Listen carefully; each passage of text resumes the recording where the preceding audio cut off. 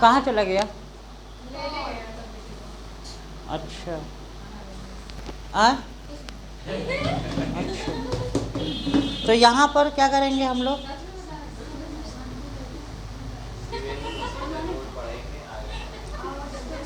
चलो CrPC start करते। क्या पढ़ रहे? सीआरपीसी पढ़ रहे हैं ना?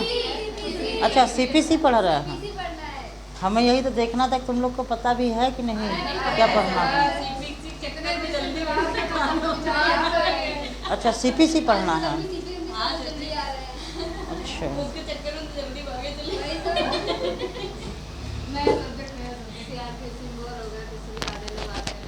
अच्छा,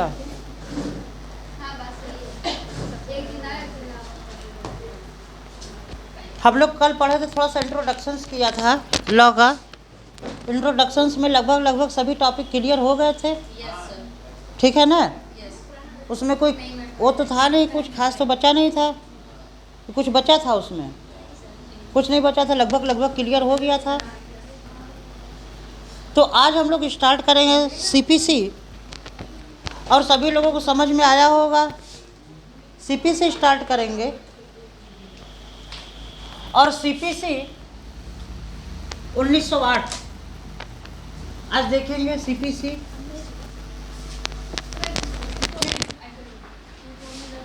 द कोड ऑफ, क्या नाम है? अच्छा, the code of civil procedure 1908। इसमें यार इंक नहीं दिख रहा है यार। बताओ। 1908, और हिंदी में कहें तो सिविल प्रक्रिया संहिता 1908। सिविल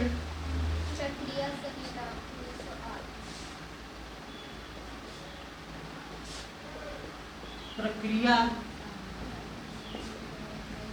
संहिता 1908। एक्ट नंबर क्या है? Act number 5 of, act number क्या है? 5 ऑफ 1908।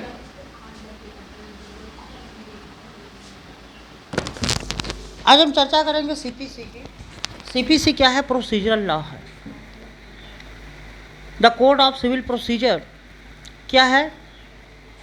प्रोसीजरल लॉ है। कल मैंने जैसे बताया था कि प्रोसीजर को दो भाग में डिवाइड किया गया। दो हमारे पास मेजर प्रोसीजरल लॉ है, एक सिविल सीपीसी और एक सीआरपीसी। तो सीआरपीसी कंप्लीट हो गया है, और हम लोग क्या करेंगे? सीपीसी करेंगे। इसका प्रोसीजरल लॉ कहते हैं, इसको एडजेक्टिव लॉ भी कह देते हैं। ठीक है ना? एडजेक्टिव लॉ भी कह देते हैं। तो यहाँ पर जरा हम देखें सीपीसी की हिस्ट्री क्या है, इसके इतिहास की थोड़ा चर्चा करें। तो सीपीसी में अगर इसके इतिहास को जाने, इसके इतिहास में जाएं सीपीसी के, तो 1858 से पहले, 1859 से पहले हमारे पास कोई प्रोसीजर नहीं था। कोई भी प्रोसीजर नहीं था, कोई भी प्रक्रिया नहीं था, कोई यूनिफॉर्म सिविल कोड नहीं था। ऐसे ही चलता था, जैसे समझ में आया जिसको वैसे चलता था। 1859 में इनेक्टमेंट किया गया यूनिफॉर्म सिविल कोड। उसके बाद उस कोड को कई बार संशोधन किया गया, उसमें कुछ कमियां रहीं। कोई भी लॉ होता है जिस समय बनता है उस सिचुएशंस को देखकर बनाया जाता है, लेकिन उस लॉ को परिवर्तन करना पड़ता है। ठीक है ना? अकॉर्डिंग टू नीड्स, जो सोसाइटी में ज़रूरत है उसके हिसाब से परिवर्तन करना पड़ता है। तो यहाँ पर फर्स्ट टाइम उसमें जो अमेंडमेंट हुआ 1877 में हुआ। पहले बार अमेंडमेंट हुआ 1877 में। 1877 के बाद फिर अमेंडमेंट किया गया, संशोधन किया जाता है लॉ में। संशोधन किया गया 1882 में, 1882 में फिर संशोधन किया गया। 1882 के बाद फाइनली जो इनेक्टमेंट किया गया 1909 में लागू किया गया उसे, ठीक है ना, 1909 में लागू किया गया।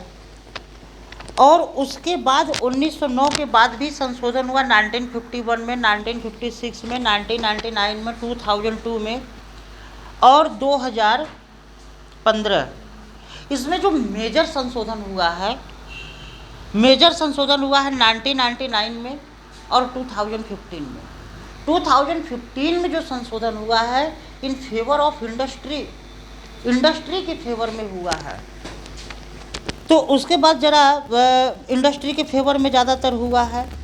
बात करेंगे कि इसकी ऑब्जेक्ट क्या है। देखो सीपीसी के जो ऑब्जेक्ट है, fair trial with natural justice, उचित ट्रायल हो सके, न्याय की प्रक्रिया अच्छा हो सके, और for the purpose of speedy disposal. Speedy disposal का मतलब कि मामले के जल्दी से निराकरण किया जाए ताकि वो पूरा हो सके, बहुत लेंथी ना हो। इजी सिस्टम प्रोवाइड किया गया कि बहुत ज़्यादा लेंथी ना हो, जैसे कोई लॉ नहीं है, कोई प्रोसीजर नहीं है। 1859 के पहले कोई हमारे पास यूनिफॉर्म सिविल कोड नहीं था, जिसके कारण से बहुत सारी लेट होते थे, सही न्याय नहीं मिल पाता था, ठीक है, उसकी व्यवस्थाएं की गई। तो अब दूसरे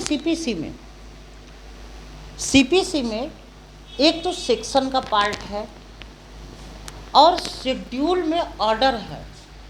ऑर्डर के अंदर रूल पढ़ना है, ठीक है ना। क्या पढ़ना है? सेक्शन पढ़ना है। सेक्शन टोटल है 158 और उसके बाद शेड्यूल में देखना। शेड्यूल में, इस कोड में एक शेड्यूल है, शेड्यूल में 51 ऑर्डर है, उसके अंदर रूल्स हैं, इसको पढ़ना है। तो ज़रा हम सीपीसी के एक नज़र पूरी सीपीसी पर डाल लेते हैं, पूरी सीपीसी पर एक नज़र डाल लेते हैं, ठीक है ना, कि सीपीसी में हमें क्या क्या पढ़ना है, सीपीसी में क्या क्या देखना, एक नज़र पूरी सीपीसी को देते हैं। अगर हम ये कहें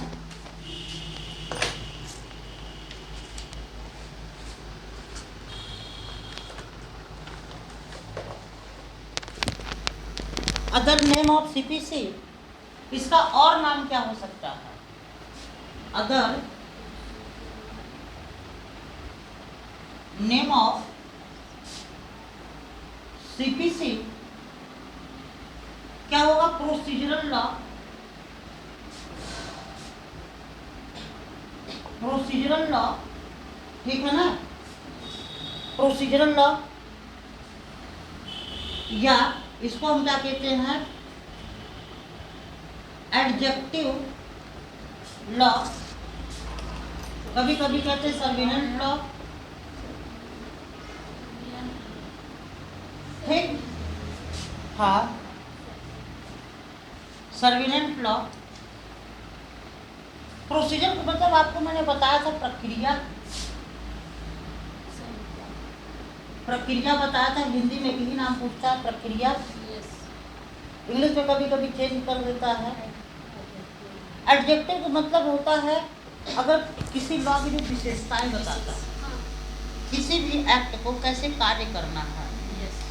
ये एक्ट कंसोलिडेटेड है, किसी एक्ट के साथ जोड़ करके इसको चलाया जाएगा, इंडिविजुअल नहीं चलेगा।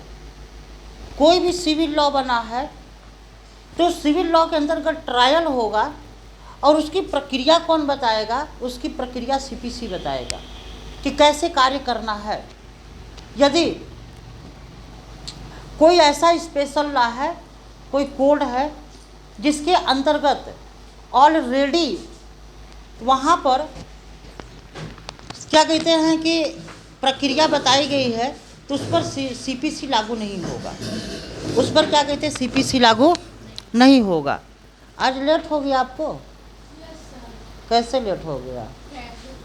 अच्छा, ट्रैफिक था।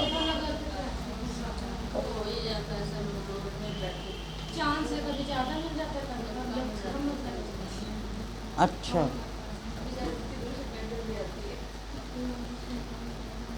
तो यहाँ पे प्रक्रिया अगर स्पेशल है, जैसे स्पेशल कोई लॉ बना है, जैसे रिवेन्यू कोड है,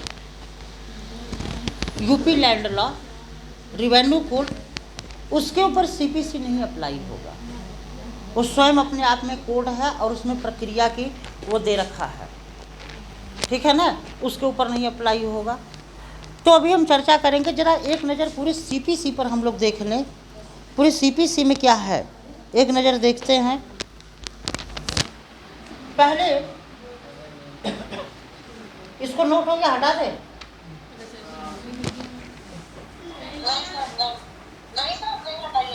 अच्छा अच्छा, कर लो कर लो कर लो।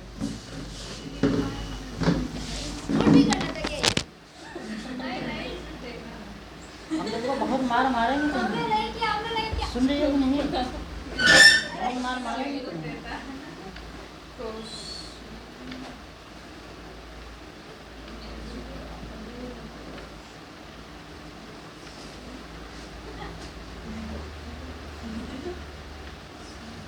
हो गया होगा,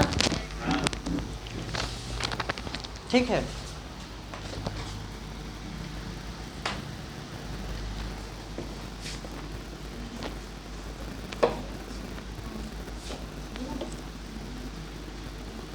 जरा एक नज़र में पूरी सीपीसी देख ले, ठीक, जरा इसको देख ले, इसका इंट्रोडक्शन से देख ले कि कैसे क्या क्या इसमें करना है, थोड़ी सी बातें देख लें।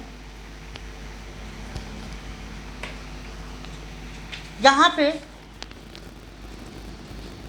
फर्स्ट ऑफ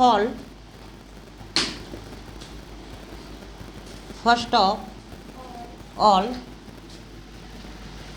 सबसे पहले अगर हम देखें तो सीपीसी यूनिफॉर्म सिविल कोड कब आया, सबसे पहले हम ये देखें तो कब आया, 1859 में आया। क्या आया, पहली बार, प्रथम बार व्यवहार में क्या हुआ, संहिता पारित किया गया, पहली बार यूनिफॉर्म सिविल कोड, यानी कि प्रथम व्यवहार प्रक्रिया संहिता पारित किया गया 1859 में, पहली बार किया गया। तो हम इसको कहें कि enactment of India, enactment of India, Hindi में कहें तो प्रथम, हिंदी में लिख लो, प्रथम व्यवहार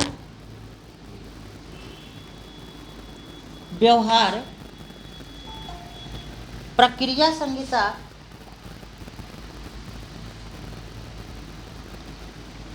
प्रथम व्यवहार प्रक्रिया संहिता पारित किया गया, प्रथम व्यवहार प्रक्रिया संहिता पारित किया गया, ठीक, पहली बार किया गया। बड़ी देर में आई हो आप, ज्योति गुप्ता,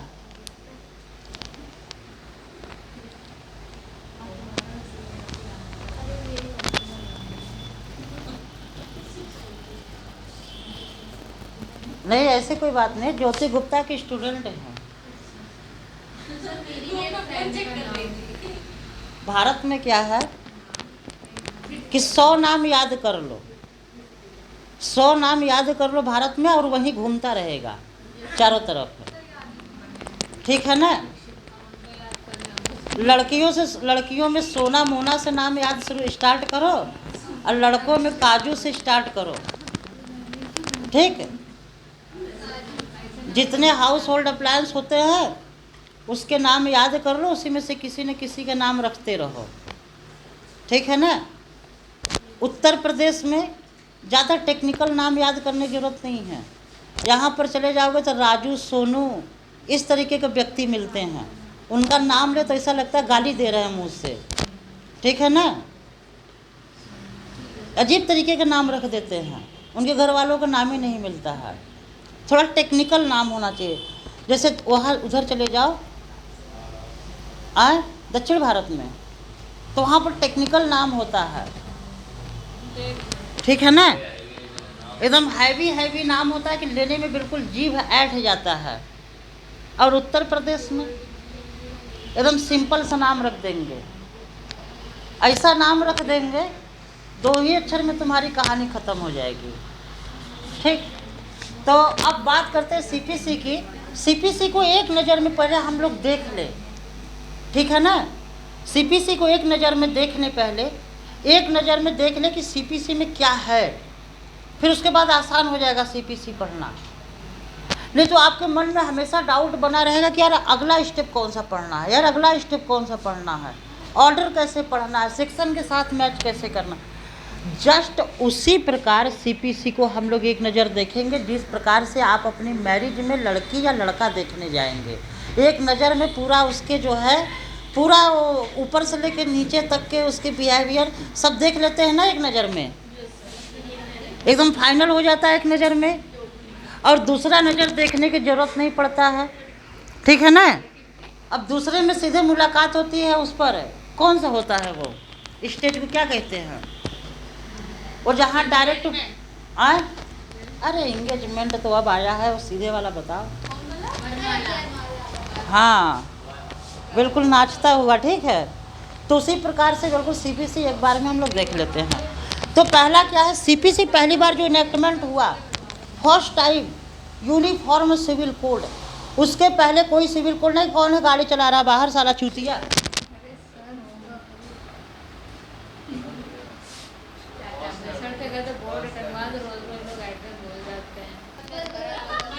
ठीक है ना,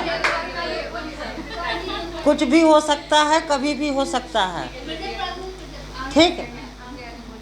ये बात है ना, सब बात ये है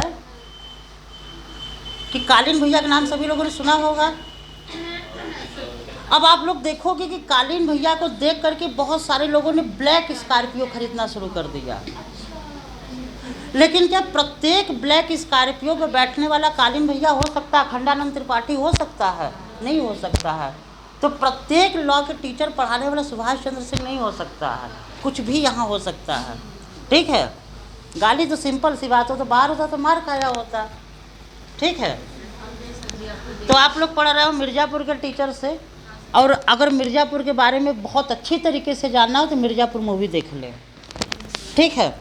तो इसमें क्या है, 1859 के बाद क्या है, 1877 में संशोधन किया गया।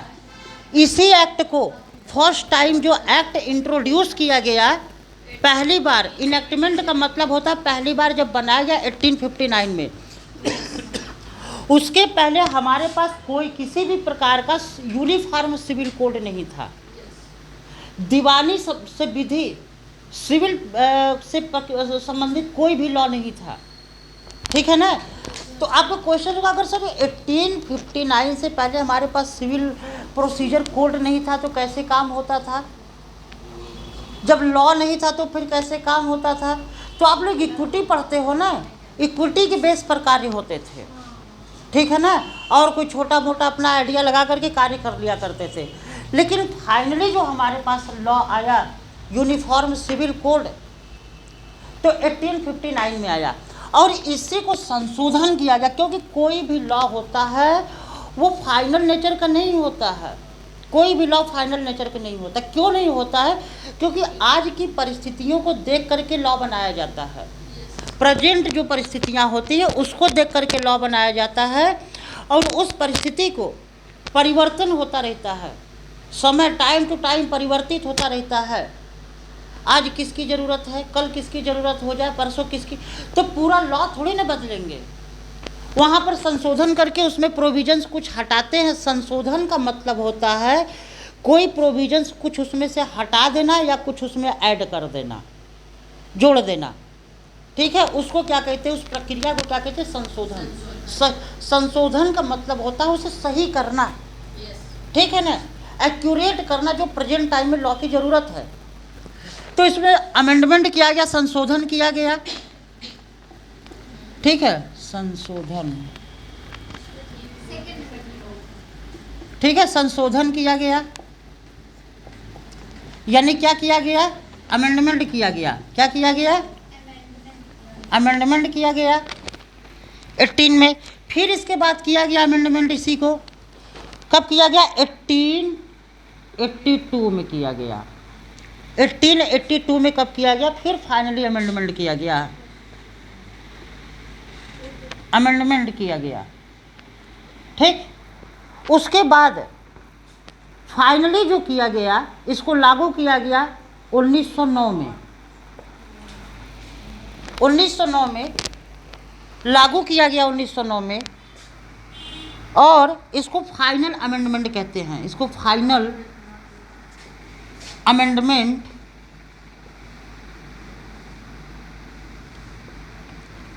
फाइनल अमेंडमेंट, अमेंडमेंट का मतलब संशोधन लिख लेना भैया, संशोधन हिंदी में, संशोधन, ठीक है ना। फाइनली संशोधन किया गया। 1909 के बाद भी संशोधन हुए सीपीसी में। 1909 के बाद संशोधन जो हुआ सीपीसी में, कब हुआ, 1951 में हुआ ना, 1951 में हुआ, और 1956 में हुआ, 1999 में हुआ, 2002 में हुआ, 2002 में हुआ, और 2015 में हुआ। अब इसमें हमें देखना है कि जब ये फाइनली इसको अडॉप्ट किया, इसमें से मेजर संशोधन कब किया गया, बड़ा संशोधन कब किया गया, कहाँ चले गए थे, क्या हो गया, कहाँ चले गए थे, क्या हो गया था, अच्छा। तो इसमें बड़ा संशोधन कब किया गया, मेजर अमेंडमेंट कब किया गया, यस, बहुत देर से आई हो, क्या हो गया रास्ते में, क्या बंद हो गया, क्या रास्ते में क्या हो गया, अरे रास्ता बंद था सर, ने उनको रास्ता दूसरी पता नहीं थी, और क्या सब कुछ पूछ के आए। अच्छा, रास्ता मेन रोड बंद है, कोई फंक्शन हो रहा था क्या रोड पर, अरे फंक्शन नहीं, वो मेट्रो की वजह से चल रहा है। अच्छा, मेट्रो का काम चल रहा है, अच्छा, मेट्रो का काम चल रहा है, तो साइड से रोड नहीं दिए हैं क्या, तो मेन रोड है, उसके अलावा और कोई रास्ता नहीं है,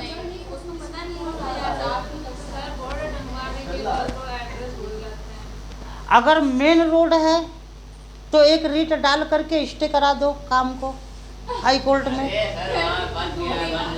ठीक है, अच्छा, वो किसी का काम हो रुक जाएगा, अगर मेन रोड है उसके अलावा कोई रोड नहीं है तो पहले उनको रोड बनवाना पड़ेगा, रास्ता बनवाना पड़ेगा, उसके बाद काम करेंगे। कानून, जगह जगह कानून बताओ, बेगर कानून बताए आपकी पहचान खत्म हो जाएगी, ठीक है ना, कानून हर जगह बताओ। हाँ, अब आगे देखो, इसमें मेजर संशोधन जो हुआ है, देखो कोई कुछ कह रहा, रुक जाओ, एकता कुछ कह, हाँ एकता,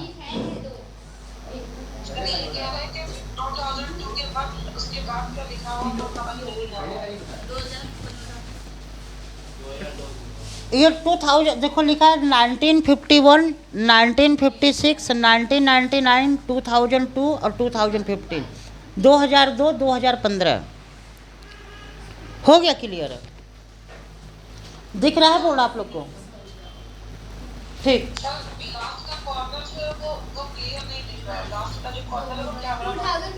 ये वाला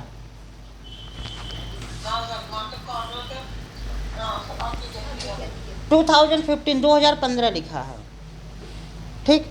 अब इसमें जरा हम देखें कि मेजर संशोधन कब हुआ है, बड़ा संशोधन कब हुआ है, जरा हम ये देखें। जो मेजर संशोधन हुआ है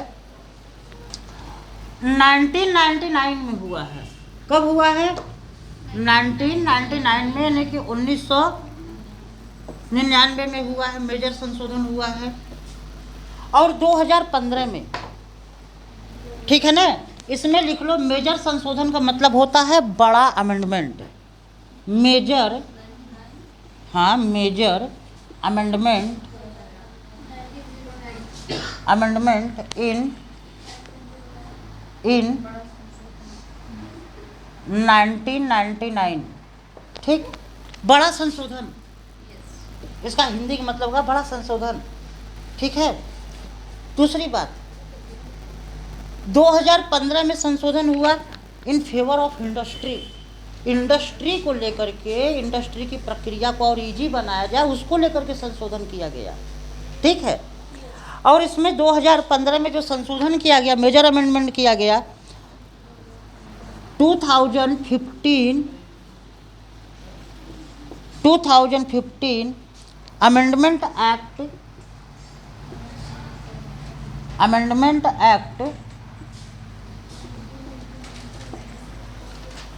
in favor of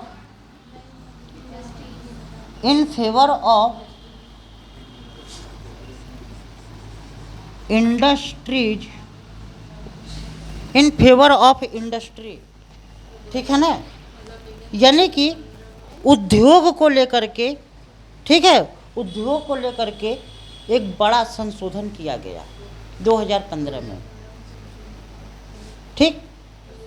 अब हम बात करें कि सीपीसी की ऑब्जेक्ट क्या है। सीपीसी की ऑब्जेक्ट क्या है? ऑब्जेक्ट ऑफ सीपीसी, इस संहिता का उद्देश्य क्या है, ठीक, इस संहिता का उद्देश्य क्या है, जरा एक हेडिंग बना लो, object of CPC, object of CPC, Hindi में हेडिंग बना लो, इस संहिता का उद्देश्य, इस संहिता का उद्देश्य, ठीक, उद्देश्य क्या है। पहले इंग्लिश में लिखो, उसके बाद हिंदी में लिखना। पहले इंग्लिश में लिखो, fair trial with natural justice, fair trial with natural justice, fair trial with natural justice, दूसरा लिखो for the purpose of speedious disposal, for the purpose of speedious disposal,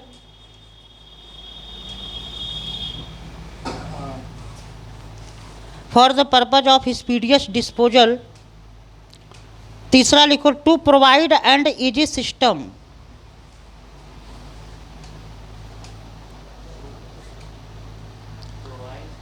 तो करिश्मा क्या कह रही हो तुम? असल में अभी तक आप लोगों ने झोपड़पट्टी में खोपचे में पढ़ा है ना, प्रोफेशनल टीचर से नहीं पढ़ा है ना, ठीक है। तो झोपड़पट्टी का टीचर जो होते हैं वहीं से पढ़ा होगा, मलिन बस्ती का टीचरों से पढ़ा होगा, तो मलिन बस्ती जैसी वो होंगे भी, ठीक है। हकीकत यही है। आगे देखो, हाँ, to provide and easy system, Hindi में लिखो, पहला पॉइंट लिखो, विवादग्रस्त पक्षकारों के मामले का विचारण, विवादग्रस्त पक्षकारों के मामले का विस्तारण,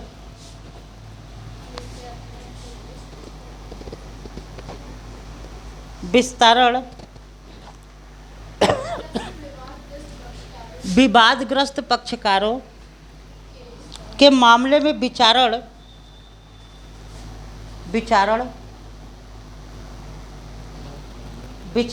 उस पर बैठ जाओ, सही से लिख लोगे, विचारण, बैठ जाने दो, विचारण नैसर्गिक न्याय के सिद्धांतों के अनुसार किया जाना चाहिए। नैसर्गिक, इसी में डायरेक्ट, नैसर्गिक न्याय के सिद्धांतों के अनुसार किया जाना चाहिए। Natural justice, natural justice according to nature, nature के अगेंस्ट नहीं जाएंगे, ठीक है ना। थोड़ा सा वेट करो, नेचुरल जस्टिस बताते हैं क्या है। नैसर्गिक न्याय के सिद्धांतों के अनुसार किया जाना चाहिए। दूसरा पॉइंट लिखो, नैसर्गिक न्याय के सिद्धांत के अनुसार या प्राकृतिक न्याय के, हिंदी में नैसर्गिक का मतलब प्राकृतिक, प्राकृतिक न्याय के सिद्धांतों के अनुसार किया जाना चाहिए। दूसरा लिखो, न्याय में विलंब न हो, न्याय में विलंब न हो, कामा इसलिए व्यवहार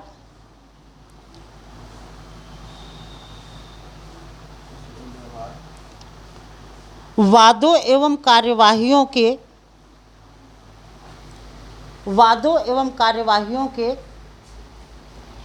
वादों एवं कार्यवाहियों के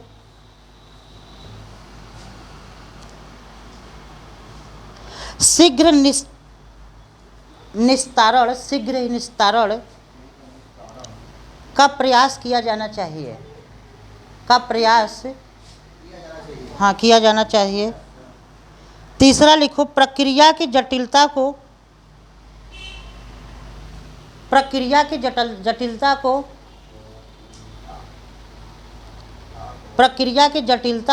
दूर किया जा सके और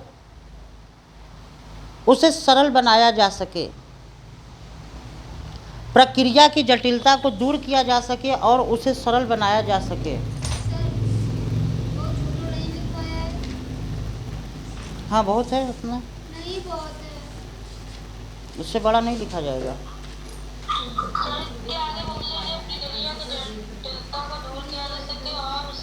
हाँ पूजा क्या कह रही हो, आई नहीं हो आप?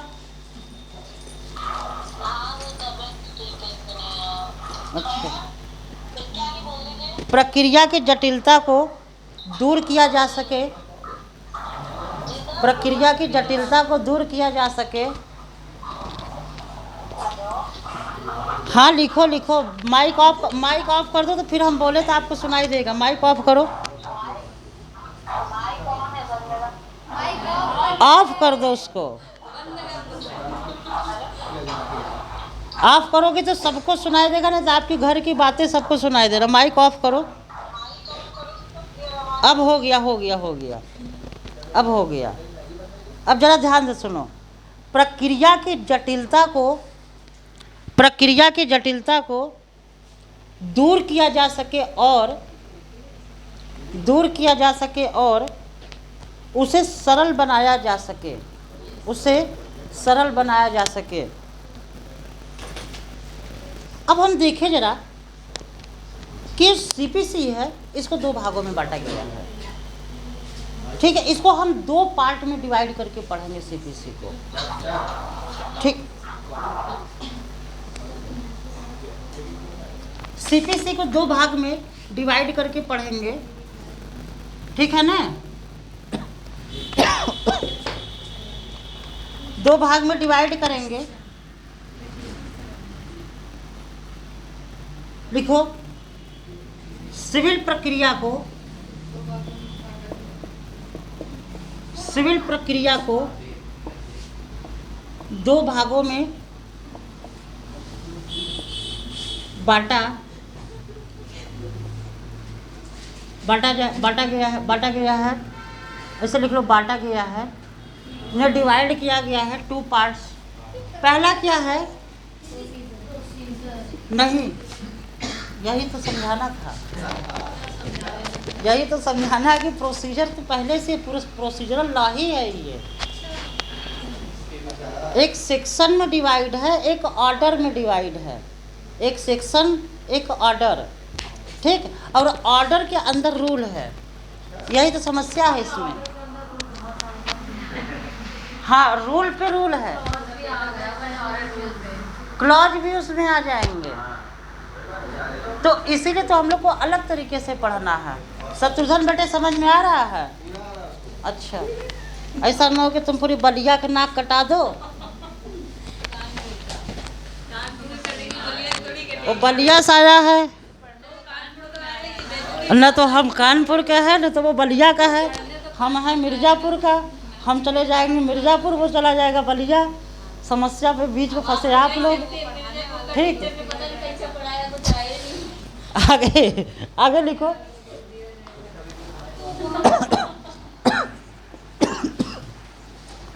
इसको दो भाग में बांटे, दो भाग में अगर बांटेंगे कोड को, यानी कि संहिता।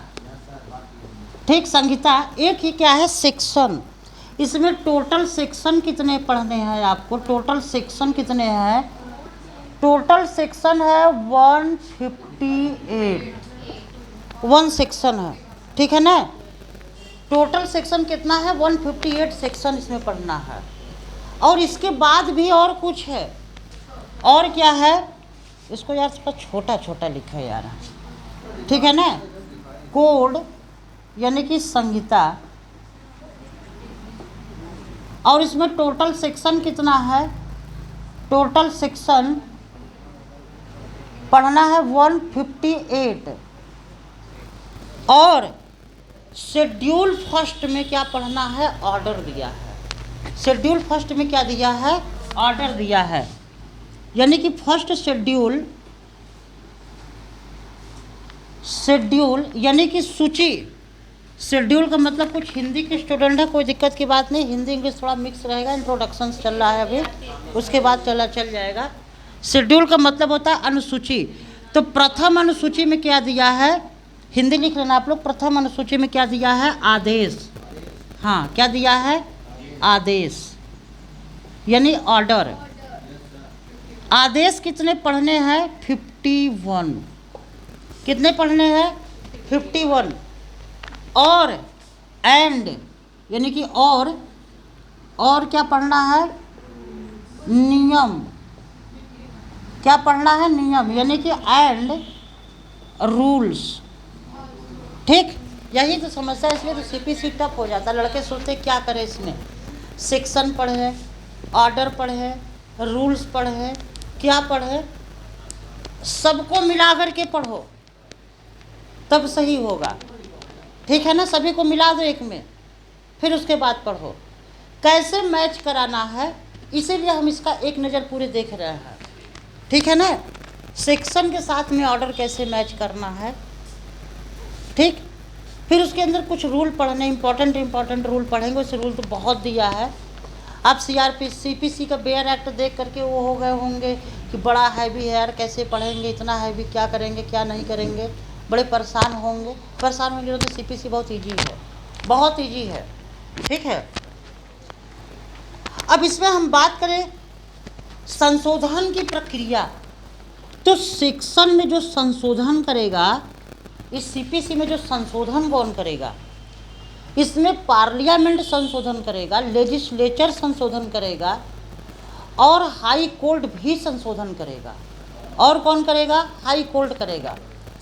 मोस्टली हाई कोर्ट जो संशोधन करता है किसमें? ऑर्डर में करता है।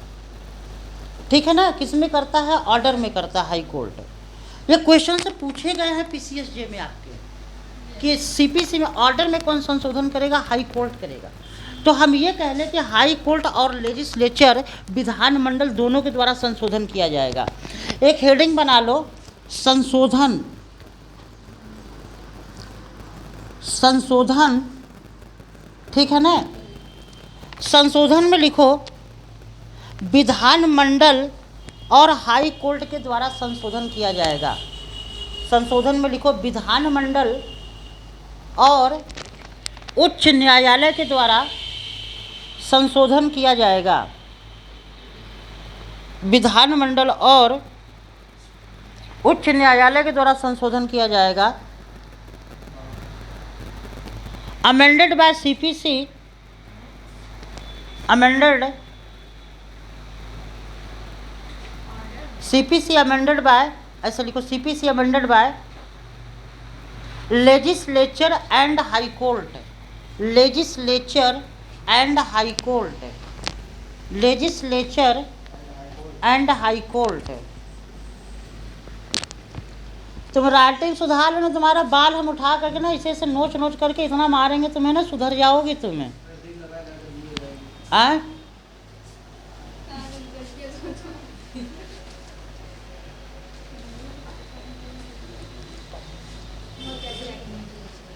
हम सुबह सुबह जो है ना बाल उखाड़ उखाड़ के मारना शुरू कर देंगे तो सुधर जाओगे बिल्कुल, या तो एकदम ही मायावती बन जाओगे बिल्कुल कटवा करके बाल छोटा छोटा के हाथ में पकड़ने आए, ठीक है, या तो हैंड राइटिंग सुधर जाएगा, दो में से एक काम होगा, या तो मायावती बन के आओ या तो फिर अपने वो सही करके आओ, दो में से एक काम होगा।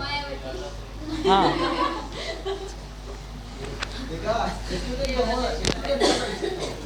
आगे लिखो।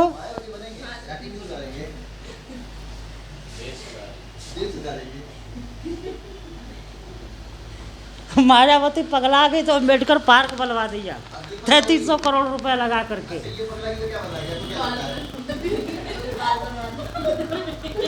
वो पगलाएगी तो बाल बनवा देगी, बोला हमारे बाल की मूर्ति, बाद में देखेंगे क्या करना है, ठीक है।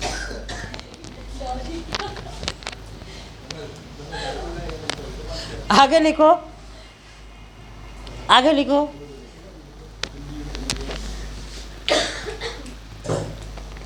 जरा इसके संशोधन हो गया, इसके बेसिक कार्य क्या है, एक हेडिंग बना लो एक्ट कार्य, एक हेडिंग बना लो एक्ट, हाँ कार्य बना लो, ठीक बना लो। जरा देखो उसमें लिखो टू द पॉइंट्स, नीचे लिखो the basic rule of the code, the basic rule of the code, the basic rule of the code, हाँ the basic rule of the code,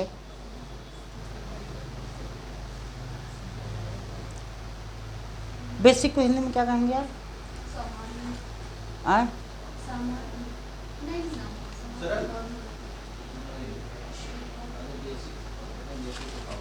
यहाँ तो पहली ससुर बुझाने बैठे हो क्या? कोई कह रहा सामान्य, कोई कह रहा सरल, कोई कह दे हार्ड वर्क। लिखो जरा basic rule of the code. दूसरा लिखो these are made and amendment by the legislature, these are made and amendment by the legislature. तीसरा लिखो कॉन्करेंट लिस्ट, कॉन्करेंट लिस्ट में दिया है, इसके प्रोविजंस मैंने कल बताया था ना, कॉन्करेंट लिस्ट में है, ठीक है। सेंट्रल गवर्नमेंट ने इस एक्ट को बनाया है, लेकिन इसे संशोधन करने की पावर किसके पास है? स्टेट के पास भी है। अगर स्टेट का अमेंडमेंट होगा, जरा इस बात को ध्यान से सुनना, अगर स्टेट कोई अमेंडमेंट करता है, संशोधन करता है, तो केवल उसी स्टेट में लागू होगा, अदर स्टेट में वो लागू नहीं होगा। लेकिन क्या अदर स्टेट अपने यहाँ लागू कर सकता है? कर सकता है, उसकी मर्जी। हाँ, तो उसमें अदर स्टेट भी अपना लागू कर सकता है, उसके लिए कोई बाउंड नहीं है। लेकिन अगर स्टेट संशोधन होगा, राज्य के द्वारा संशोधन किया जा रहा है, तो उसी राज्य में लागू होगा। तो ये कौन सा लिस्ट में दिया है? समवर्ती सूची में दिया है। किस में दिया है? समवर्ती सूची में दिया है। क्या कहते हैं कि इसमें फर्स्ट शेड्यूल में, शेड्यूल फर्स्ट में क्या दिया, या फर्स्ट शेड्यूल प्रथम अनुसूची में क्या दिया है? ऑर्डर दिया। तो भी लिख लो, प्रथम अनुसूची में क्या दिया है? ऑर्डर दिया है। First schedule of the code given order, क्या दिया है? ऑर्डर दिया है। प्रथम शेड्यूल में क्या दिया है? प्रथम अनुसूची में क्या दिया है? आदेश। क्या दिया है? आदेश। अब दूसरी बात है ये कि ये जो संहिता है ये भविष्य में लागू होगा, ये भूतलक्षी नहीं है, ठीक है ना। और दूसरी बात है कि ये संहिता जो है एग्जॉस्टिव नेचर का नहीं है, no exhaustive.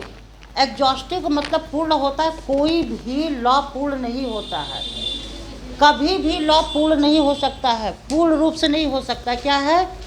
No exhaustive in nature. Hindi में लिख लो, यह संहिता पूर्ण प्रकृति का नहीं है। इसलिए नहीं है क्योंकि इसमें डे टू डे संशोधन होता है, डायनेमिक नेचर का होता है लॉ। और डायनेमिक का मतलब होता है समय के अनुसार बदलाव लाना, ठीक है ना। तो ये जो है क्या कहते हैं, कैसा होगा लॉ? यह संहिता पूर्ण प्रकृति का नहीं है, पूरा हो ही नहीं सकता। कोई भी लॉ कैसे पूरा बन सकता है? नहीं बन सकता है, ठीक है। मान लो जैसे कि एक लॉ बनाया गया कि बॉडी में पूरे अंग हैं, तो क्या पूरे अंग वाले लड़के ही पैदा होंगे? एक आध अंग कम नहीं हो सकता है? हो सकता है कि नहीं? कम हो सकता है, कुछ भी कम हो जाए। क्या कम करोगे उसका? नहीं, बाद में होगा तो क्राइम हो जाएगा। हाँ, कुछ कम हो जाएगा, ठीक है ना। बाद में ग्रोथ कर जाएगा, ग्रोथ नहीं करता है, यही तो समस्या है बॉडी में, यही तो समस्या है कि ग्रोथ नहीं करता है। अगर आपकी उंगली कट जाए तो दोबारा उंगली जम जाएगी क्या? पेड़ थोड़ी ना कि जम जाएगी उंगली, ठीक है, नहीं जमेगा। अगर आप जन्म हुए आपके हाथ नहीं है तो क्या हाथ बाहर जा कर के फिर से निकल आएगा क्या? नहीं निकल आएगा। हाँ, छिपकली की पूंछ जब काटो तो जमीन पर छटपटाता है, जब गिराओ उसको तो काट कर देखना आज, ठीक है। अगला लिखो, संगीता का भूत लक्षी प्रभाव। एक हेडिंग बनाओ, संगीता का भूत लक्षी प्रभाव भविष्य में लागू होगा। संगीता क्या होगा? भविष्य में लागू होगा। इंग्लिश में लिखो, applicable prospective in nature. Applicable prospective in nature, दो शब्द होता है, रिस्ट्रोस्पेक्टिव और प्रोस्पेक्टिव। रिस्ट्रोस्पेक्टिव का मतलब होता है कि पहले की भी लागू होगा। जैसे हिंदू मैरिज एक्ट है तो रिस्ट्रोस्पेक्टिव लॉ है, ठीक है ना, ये लॉ पहले भी लागू होगा। 2005 में लड़कियों को वो दिया गया, क्या दिया गया? लड़कियों को दिया गया सक्सेशन दिया गया संपत्ति में, तो वो पहले जो लड़कियां जन्म ली हैं उनके ऊपर भी लागू होगा, और जो 2005 के बाद जन्म ली हैं उनके ऊपर भी लागू होगा। तो रिस्ट्रोस्पेक्टिव नेचर की लॉ है। लेकिन ये क्या है? CPC prospective nature. प्रोस्पेक्टिव का मतलब कि फ्यूचर में लागू होगा, पास्ट में लागू नहीं होगा। तो प्रोस्पेक्टिव का मतलब क्या है? मीन्स फ्यूचर में लागू होगा। क्या होगा? भविष्य में लागू होगा। अरे काहे के लिए दरवाजा पीट रही हो?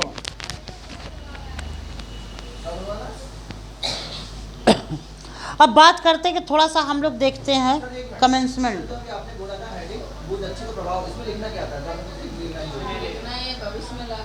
लिखो बस, भविष्य में लागू होगा। संगीता का भूत लक्षी प्रभाव भविष्य में लागू होगा, ठीक है। थोड़ा सा हम ये देखें, हो गया? अच्छा, थोड़ा सा हम ये देखें कमेंसमेंट। अब सेक्शन पर थोड़ा सा देखें जरा।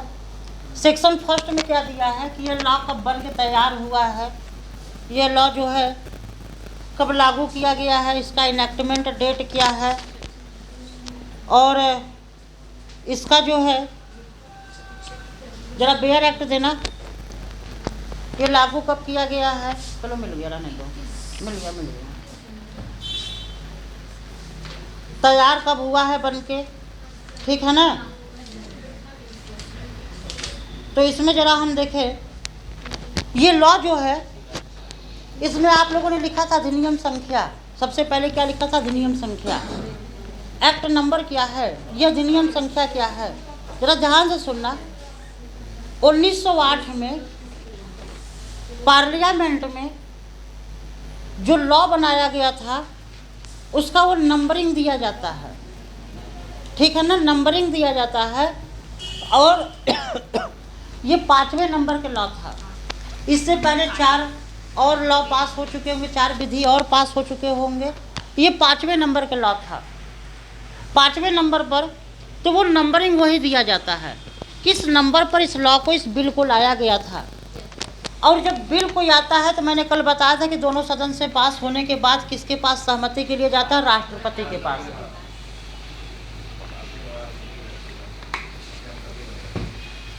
किसके पास जाता है? राष्ट्रपति के पास जाता है, ठीक है ना। लेकिन उस वक्त राष्ट्रपति की व्यवस्था नहीं था। उस वक्त क्या कहते हैं कि हम लोग किसके सबऑर्डिनेट से अधीन थे? ब्रिटिश भारत लिखा जाता था। और भारत के लिए उसने गवर्नर जनरल की व्यवस्था कर रखी थी, वायसराय की व्यवस्था कर रखी थी। लेकिन फाइनली कौन एसेंट सहमति कौन देता था? गवर्नर जनरल देता था। कौन देता था? गवर्नर जनरल, ठीक है ना। तो इस लॉ को जो सहमति दिया गया है 21 मार्च 1908 को, लिखो सीपीसी बन के तैयार हुआ है 21 मार्च 1908 को। Date of enactment 21 March 1908 CPC बनकर तैयार हुआ है 21 मार्च 1908 को। देखो, बन करके तैयार होना किसी लॉ को और उसको लागू करने से पहले पब्लिक को बताना पड़ेगा, कोई भी लॉ हो, क्योंकि वो पब्लिक के ऊपर अप्लाई हो रहा है, तो उसे बताना पड़ेगा पहले कि ये लॉ लागू हो रहा है, ठीक है ना। बिना बताए कोई भी लॉ लागू नहीं किया जाएगा। तो इसका लागू करने का डेट जो था, लागू किया गया था 1 जनवरी 1909 में। लिखो, लागू किया गया था सीपीसी, लागू किया गया था। हाँ, कब लागू किया गया था? 1 जनवरी 1909। अंग्रेजी में लिखो, डेट ऑफ इन्फोर्समेंट 1 जैन 1909, 1909 को लागू किया गया था। ठीक है, कब लागू किया गया था? 1 जनवरी 1909 को। ये सब पूछा जाएगा पेपर में, ध्यान रखना। दूसरी बात, इसका विस्तार। अब विस्तार क्या है? ज्यूरिसडिक्शंस, टेरिटोरियल ज्यूरिसडिक्शंस हम देखेंगे इसका। टेरिटोरियल ज्यूरिसडिक्शंस का मतलब किसी भी लॉ का हम टेरिटोरियल ज्यूरिसडिक्शंस देखेंगे। क्या देखेंगे? टेरिटोरियल ज्यूरिसडिक्शंस।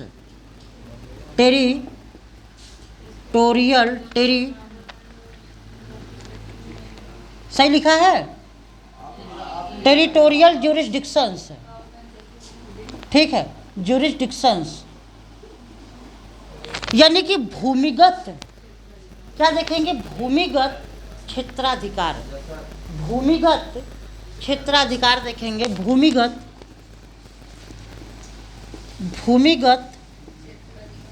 क्षेत्राधिकार। भूमिगत क्षेत्राधिकार यानी कि जो भारत की भूमि है, कहाँ कहाँ लागू होगा सीपीसी। टेरिटोरियल ज्यूरिसडिक्शन से देखेंगे, भूमिगत क्षेत्राधिकार देखेंगे।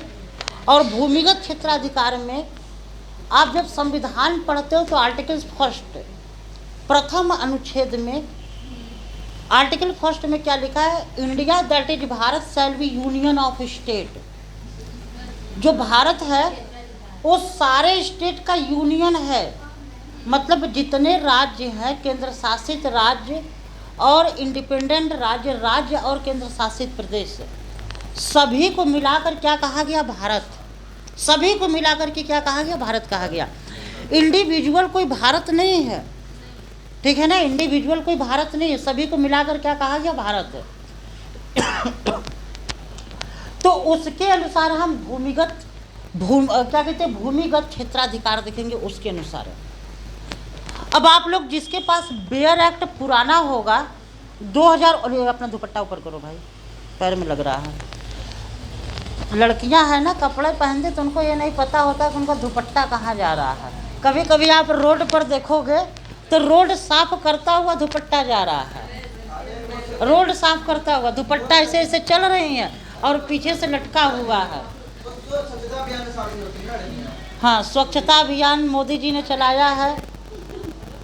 जब स्वच्छता अभियान चला था, और वैसे झाड़ू वाला मुख्यमंत्री है, ये झाड़ू वाला मुख्यमंत्री इसमें कहाँ है? दिल्ली में है। इस बार उसकी कहानी खत्म हो जाएगी। अगर झाड़ू वाले मुख्यमंत्री 45 करोड़ का उसका वो 8 लाख का वो लगा पर्दा, 8 लाख का पर्दा। उस पर्दे में खासियत क्या है? बटन दबाओ पर्दा गायब, फिर बटन दबाओ पर्दा हाजिर। उसका कमोड जो टॉयलेट का बना वो 45 लाख रुपए का है।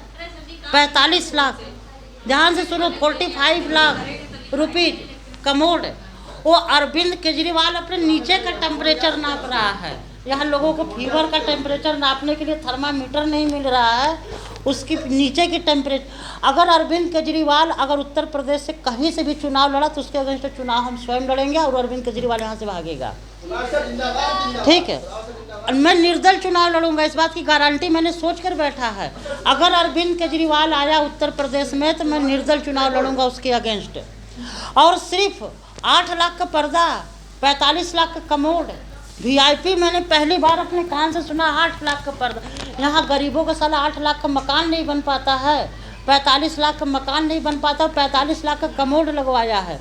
वीआईपी मुख्यमंत्री है।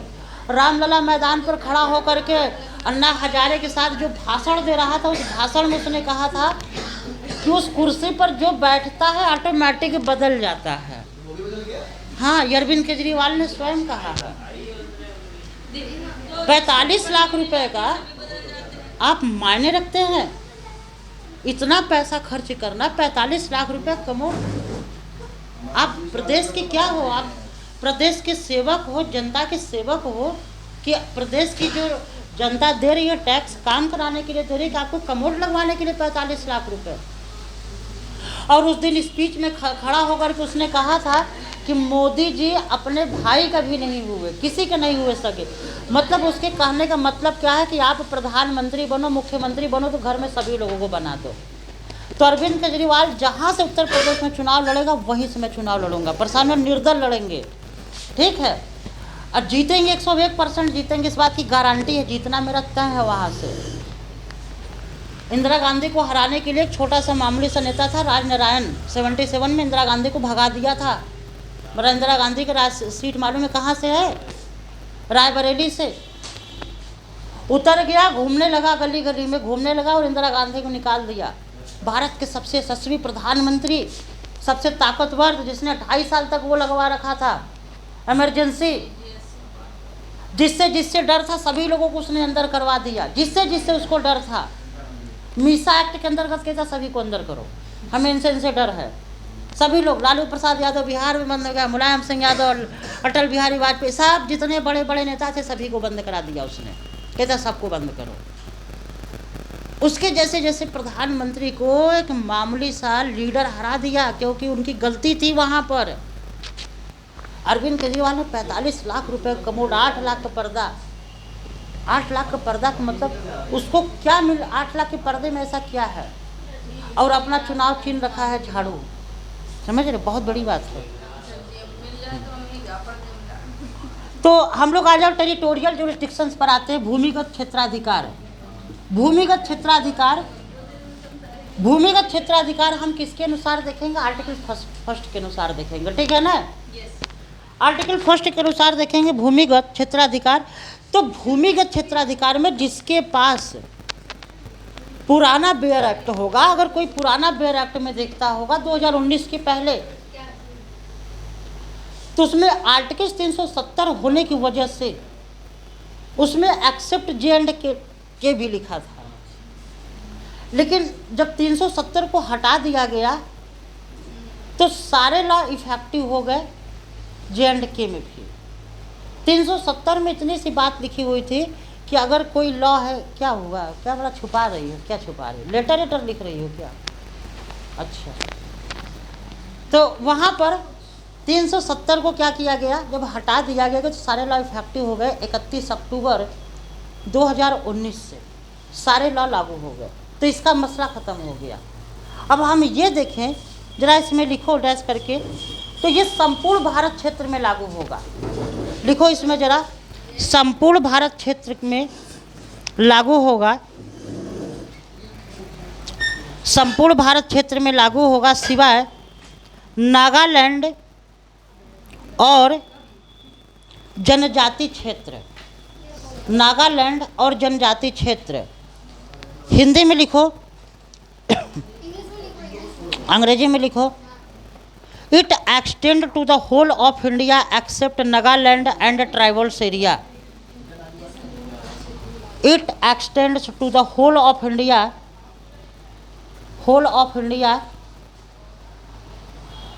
Accept Nagaland and tribals area. ठीक, ट्राइबल्स एरिया हिंदी में कि अंग्रेजी में एकता? अच्छा लिखो, संपूर्ण भारत क्षेत्र में लागू होगा, संपूर्ण भारत क्षेत्र में लागू होगा, संपूर्ण भारत क्षेत्र में लागू होगा सिवाय, सिवाय का मतलब छोड़ करके। हाँ, नागालैंड और जनजाति क्षेत्र, नागालैंड और जनजाति क्षेत्र, ठीक हो गया, क्लियर। और जरा हम लोग डिफिनीशंस क्लॉज में देखते क्या क्या पढ़ना है सीपीसी में। ये सब बातें जो थी हो गई, छोटी छोटी बातें यहाँ से पूछा जाता है पेपर में, और सीपीसी को समझने के लिए इसको पढ़ना जरूरी है। अब जम्मू कश्मीर में लागू होगा,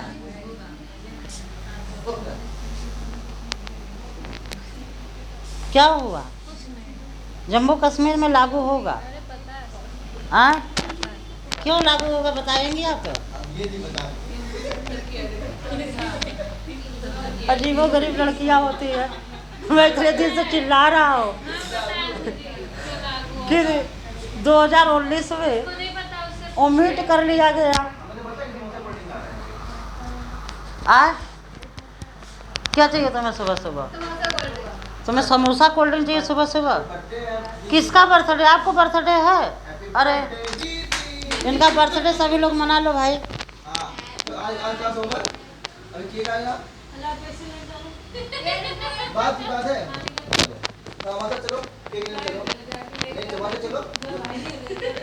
चलो आपका बर्थडे है, चलो अच्छा, चलो चलो आपको जन्मदिन बहुत बहुत बधाई हो, ठीक है। हाँ, जिसका जिसका भी जन्मदिन आज है सभी लोगों को बधाई है। जब जन्मदिन पर बधाई तभी दो जब पार्टी मिले, अगर पार्टी नहीं तो काहे की बधाई। हाँ चलो कोई बात नहीं, आज हम लोग परिभाषा में आते हैं, ठीक है। हम लोग किस में आते हैं? परिभाषा में आते हैं, ठीक है ना। जरा डिफिनीशंस क्लॉज देखते हैं।